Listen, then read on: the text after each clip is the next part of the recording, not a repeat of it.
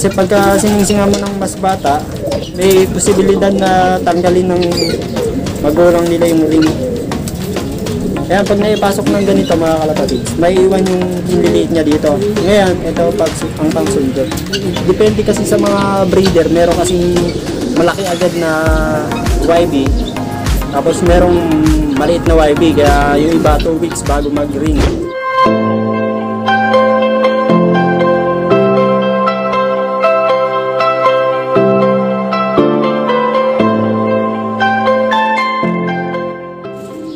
Yun, wasak-wasak mga kalapatids. Isang magandang araw sa atin lahat. So for today's video, para to sa mga newbie panser, sa mga batang panser na nagtatanong nga kung paano daw yung tamang pagsingsing at kung ilang araw bago singsingan yung mga young bird. Yun, so tamang-tama naman, meron tayong sisingsingan dito na young bird mga kalapatids, yung Miracle YB, yung matanda na yung magulang na ayaw magsimilya, ilang beses na sinalang, pero ngayon pa lang, 1, 2, 3, 4, pang-5 beses bago namin nakuha ng YB. So yun nga yung mga magulang ni Miss Soksokan, sa mga nakakaalala pa kay Miss Soksokan. So andito tayo ngayon sa ano natin, stock loop, pero dito natin sila pinaitlog. Yung magulang ni Miss Soksokan, ito yung white plate na yan. Ayan. Yung breeder ni Master Darwin Vera. Yan yung Rosalind Chu line niya. Ayan. Naganak ng speedbird dito. Tapos ang kaparis niya, ayun. Bali ano to ni Bruno, pamangkin. Tapos nakakross sa Basra. Yes sir. Mga anak nila yung susukan natin ngayon mga kalapatids. At ito nga, hulaga, ayun, ang lalaki na. So mahigit ano na to, 1 linggo. So ayun, papalitan na rin natin ng ng pugadan. At napupuno na sila ng poops. So ngayon, ito yung sisingsingan natin. Ang ganda mga kalapatids. So tuturo ko kung paano yung pagsisingsing namin sa mga young bird na hindi napipilayan. So ito nga mga kalapatids, pinalitan ko na yung nila, yung nest ball. Ayan. DIY. Saka maganda kapag magpapaitlog kayo mga kalapatids, hindi masyadong malalim yung nest ball para hindi naiipon yung poops nila dito, katulad yung nangyari dito. Kasi wala tayong nest ball nun. Ayan, naghanap lang ako ng ganito. Siya nang ginawa kong pugaran nila. Tsaka hindi masyadong maluwang yung nest ball para kung pag itlog pa lang sila, hindi sila gugulong-gulong, hindi sila mababasag, gano'n. Madaling mabasag. Yes sir. Ayun nga, kung bibili kayo ng nest ball, uy, malis ka dyan boy. Ganun kaliit. Tsaka ayun sakto lang, di ba? Kasya lang kalapati. Kaysa dito sa nabili namin na to, ang luwang. Ang luwang, kamahal pa naman. Kaya kayo, pag bibili kayo ng paitlogan nyo, yung ganito, yan yung sakto lang yung kalapati. Ayan kita nyo, sakto lang yung kalapati. Para hindi pagulong-gulong yung itlog. Tulad na to, kung meron kayong ganito, edi mas maganda mga kalapatids. So, tsaka iwas bisaklat din. Yan. Gandang ibon guys. Ito yung sa akin. Ito yung sisingsingan ko. Ang isisingsing ko mga kalapatids, yung JRPC, CHPC combined. North. Ang North na to, 2023 yan. So, tapos itong isa naman, sa tropa natin. Nagpasuksok sa atin. Ayan. Meron siyang suksok na tulad ni Miss Soksokan, magkabila. Panigurado, checkered to. Ayan magkabila. So, ito siguro yung possible hen. At yung cock. So, sa mga nagtatanong nga, mga kalapatids, kung paano malalaman kung sino yung cock or hen dito. Kasi yung cock, mas malaki. Ito, mas malaki ito, mga kalapatids. Doon mo malalaman. Tapos, ito, possible hen. Pero hindi pa confirm yan. Yun lang yung batayan. Mas malaki yung cock kaysa sa hen. 95% sure na cock yung mas malaki. Tapos yung hen, yung mas maliit. So basic na magsingsing mga kalapatids, kailangan nyo lang na to. Saka ng ring. So ito, Nasa ano na to, 1 week mahigit na to mga kalapatids. Yan. Pwede nang singsingan. So tansyahan lang yan. Depende kasi sa mga breeder. Meron kasing malaki agad na YB. Tapos merong maliit na YB. Kaya yung iba 2 weeks bago mag-ring. Yung iba 7 days pa lang pwede nang singsingan dahil nga malaki yung YB.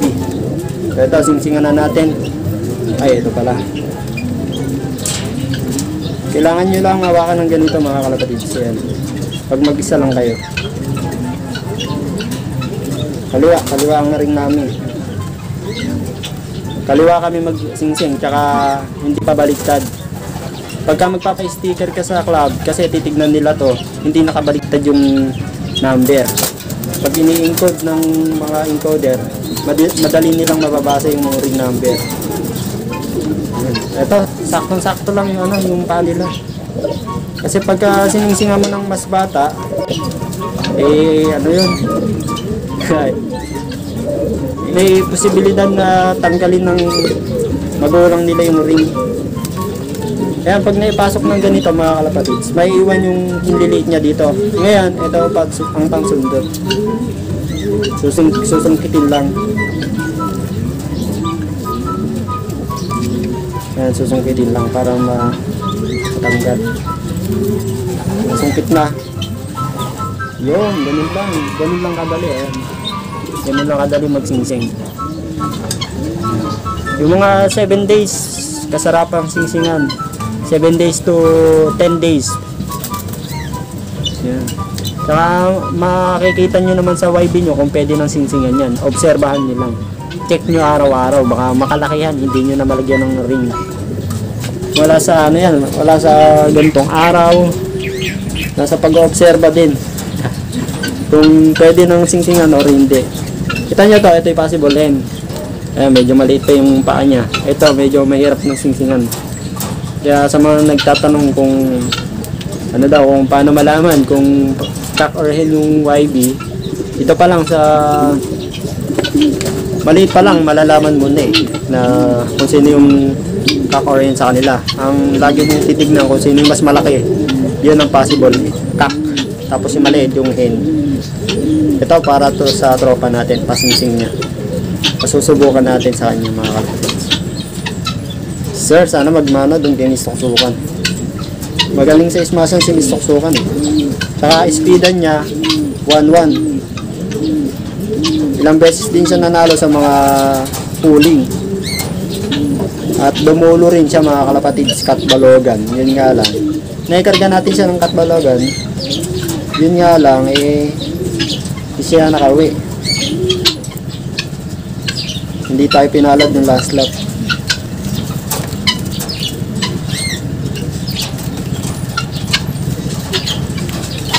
Malikot to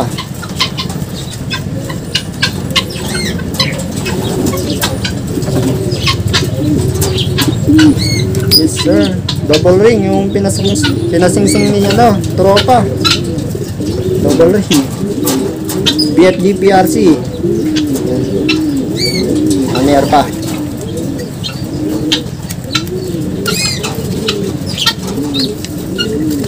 Yes sir.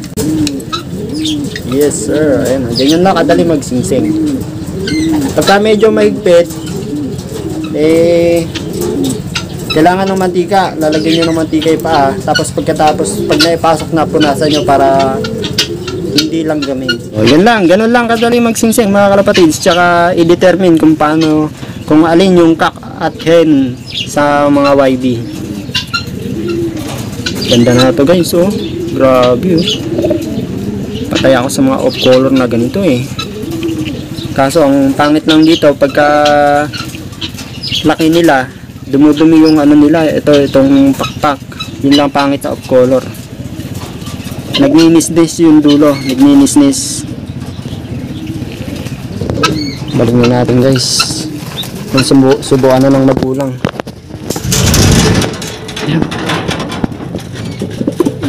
Ohoy!